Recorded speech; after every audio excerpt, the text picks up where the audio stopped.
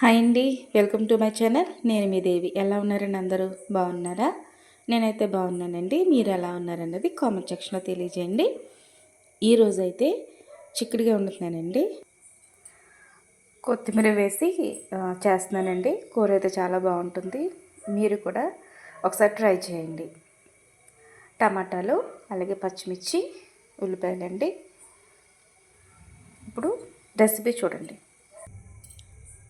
ఇప్పుడు ముందుగా ఆయిల్ వేసుకుందామండి. ఇదే ఫస్ట్ టైం మన ఛానల్ చూస్తున్నట్లయితే ప్లీజ్ సబ్స్క్రైబ్ చేసుకోండి. వీడియో నచ్చితే లైక్ చేయండి, షేర్ చేయండి.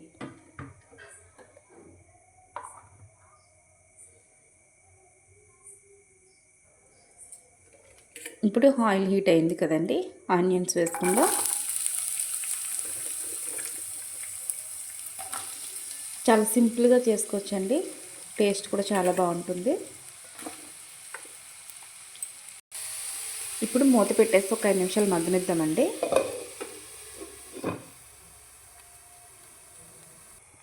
ఒకసారి మూత తీసి చూద్దామండి. ఇప్పుడు టమాటాలు అయితే వేసుకుందాం.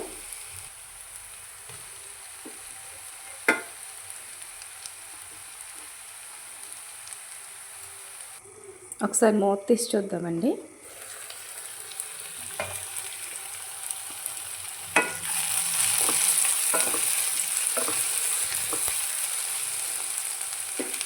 ఇప్పుడు సాల్ట్ అయితే వేసుకోవాలండి.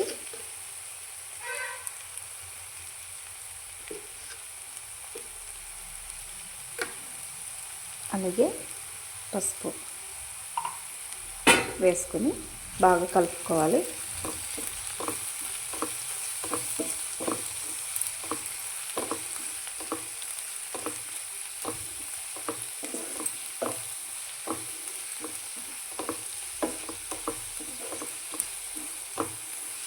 ప్లీజ్ ఛానల్ సపోర్ట్ చేయండి.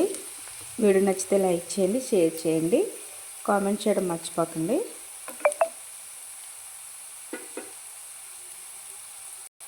ఇప్పుడు చిక్కుడుకాయలు వేసుకుందామండి.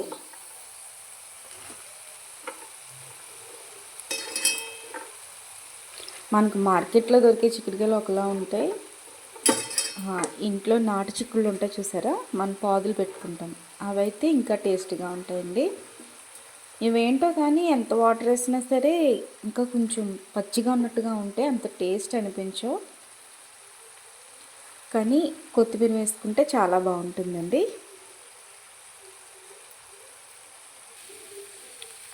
చిక్కుడుకాయలు ఎలా ఓన్లీ సింగిల్గా చిక్కుడుకాయలే కాకుండా చికెన్ వేసుకుంటే చాలా బాగుంటుందండి. ఎప్పుడైనా ట్రై చేశారా? ట్రై చేయకపోతే ఒకసారి ట్రై చేయండి. చాలా అంటే చాలా బాగుంటుంది. మామూలుగా చికెన్ కొంచెం ఎలా అయినా నీచు వాసన కింద వస్తుంది కదండి, కానీ ఈ చిక్కుడుకాయలు వేయడం వలన మసాలా తక్కువైనప్పటికీ ఆ స్మెల్ అయితే రాదండి. చాలా బాగుంటుంది. ఆ రెసిపీ కూడా ఒకసారి చేసి చూపిస్తాను. మీరు కూడా ట్రై చేద్దరు. కానీ చికెన్లో ఏ కాంబినేషన్ అయినా బాగుంటుంది కదండి. ములక్కాడలు వేసుకున్నా బాగుంటుంది, చిక్కుడుగా వేసినా బాగుంటుంది, గోంగూర వేసినా బాగుంటుంది, క్యాప్సికమ్ వేసినా కూడా బాగుంటుంది.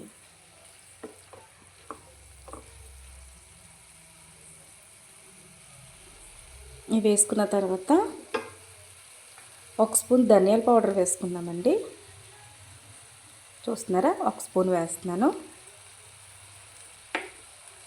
ఇప్పుడు ఒకసారి బాగా కలుపుకొని ఒక 10 నిమిషాలు మూత పెట్టేసి వదిలేద్దామండి.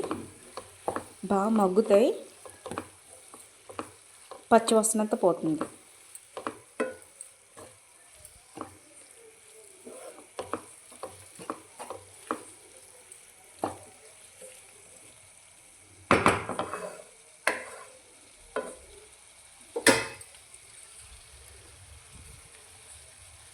ఇప్పుడు మూత పెట్టేసుకుందాం. ఒకసారి మూత తీసి చూద్దామండి.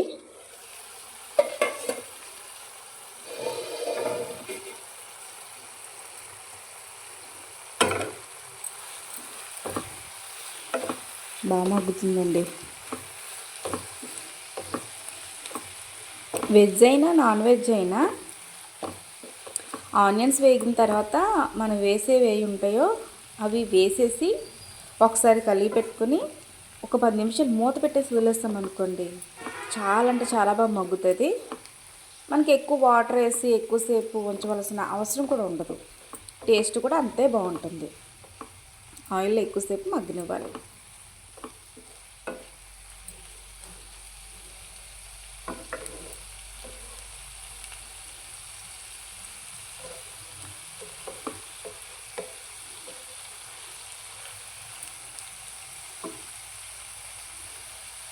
ఇంకొక 5 నిమిషాలు చూద్దామండి. చూస్తున్నారు కదండి, చాలా బాగా మగ్గింది.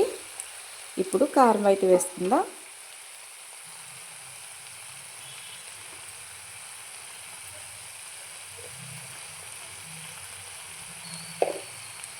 ఒకసారి కలుపుకోవాలి.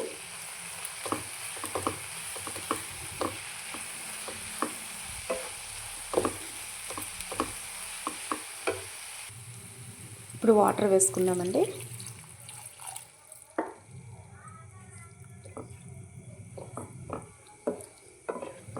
మగ్గేదంతా ఒకసారి కలుపుకొని ఒక 10 నిమిషాలు మూత పెట్టేసుకోవాలి. చాలా బాగుంటుందండి. మీరు కూడా ఒకసారి కంపల్సరీ ట్రై చేయవలసిన రెసిపీ అండి ఇది. కర్రీ అయితే అయిపోవచ్చిందండి. ఇప్పుడు కొత్తిమీర వేసుకుందాం. ఈ కూరకి మరింత టేస్ట్ ఇచ్చేది కొత్తిమీరమేనండి. కొంచెం ఎక్కువ వేసుకున్నా పర్వాలేదు. ఒక 5 నిమిషాలు మూత పెట్టుకుని మగ్గనిచ్చుకోవాలండి. గ్రేవీ ఈ జ్యూస్ కనపడుతుంది కదా, ఈ వాటర్ అలా ఉండకూడదు. కొంచెం బాగా ఎగిరితేనే బాగుంటుంది. చిక్కుడుకాయ కూర పులుసులా ఉంటే బాగోదండి. బెండకాయ పెట్టుకోవచ్చు కానీ చిక్కుడుకాయ పెట్టుకోకూడదు, బాగోదు, అంత టేస్ట్ అనిపించదు. బాగా దగ్గరగా మగ్గిపోవాలి. మీడియం ఫ్లేమ్లో పెట్టుకొని ఒక 10 నిమిషాలు మళ్ళీ మూత పెట్టుకుందాం. ఒకసారి మూత తీసి చూద్దామండి.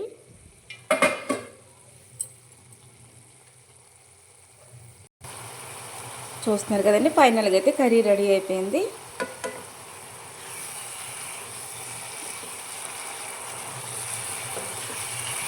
చాలా బాగుంటుందండి. టేస్ట్ అయితే చాలా చాలా బాగుంటుంది. వెజిటేబుల్లో నాకు చిక్కుడుకాయ కూర అంటే చాలా ఇష్టం అండి. పిక్కలు మరి అలాగే ఎక్కువగా ఉండకూడదు, ఇలా చిన్న చిన్నగా ఉంటే ఇష్టం. చాలా ఇష్టంగా తింటాను నేను, మా పిల్లలు కూడా చాలా ఇష్టంగా తింటారు.